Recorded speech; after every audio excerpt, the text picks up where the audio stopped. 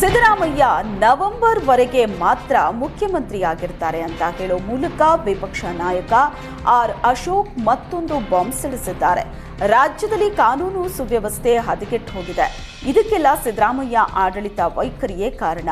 ನಿದ್ದೆರಾಮಯ್ಯ ಆಗಿದ್ದು ಸಾಕು, ಈಗ ಆಡಳಿತದ ಕಡೆ ಗಮನ ಹರಿಸಿ. ಒಳಿತು ಮಾಡು ಮನುಷ್ಯ ನೀನು ಇರೋದು 3 ದಿವಸ ಹಾಡಿನ ಮೂಲಕ ಸಿದ್ದರಾಮಯ್ಯಗೆ ಟಾಂಗ್ ನೀಡಿದ್ದಾರೆ.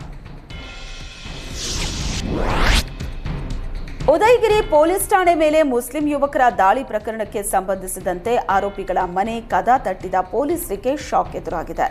ಗಲಾಟೆ ನಡೆದ ಸ್ಥಳದಲ್ಲಿನ ಟವರ್ ಲೊಕೇಶನ್ ಆಧಾರದಲ್ಲಿ ಪೊಲೀಸರು ಕಾರ್ಯಾಚರಣೆ ನಡೆಸಿದ್ದು, ಮೊಬೈಲ್ ಮನೆಯಲ್ಲೇ ಬಿಟ್ಟು ಆರೋಪಿಗಳು ಎಸ್ಕೇಪ್ ಆಗಿದ್ದಾರೆ.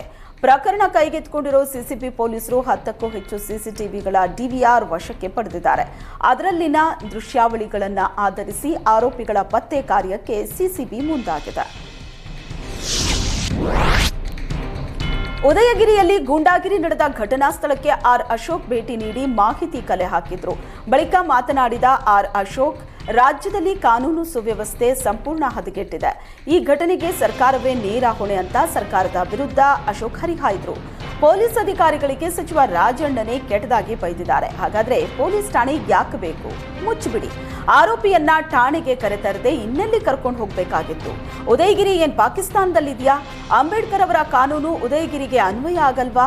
ಸ್ವಲ್ಪ ಯಾಮಾರಿದ್ರೆ ಪೊಲೀಸ್ ಠಾಣೆಯನ್ನೇ ಉಡಿಸ್ ಮಾಡ್ತಿದ್ರು ಅಂತ ಅಶೋಕ್ ಕಿಡಿಕಾರಿದ್ರು.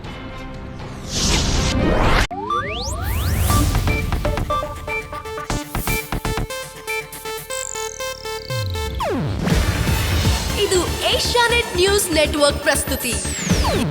ನೀವು ನೋಡ್ತಿದ್ದೀರಾ ಏಷ್ಯಾನೆಟ್ ಸುವರ್ಣ ನ್ಯೂಸ್.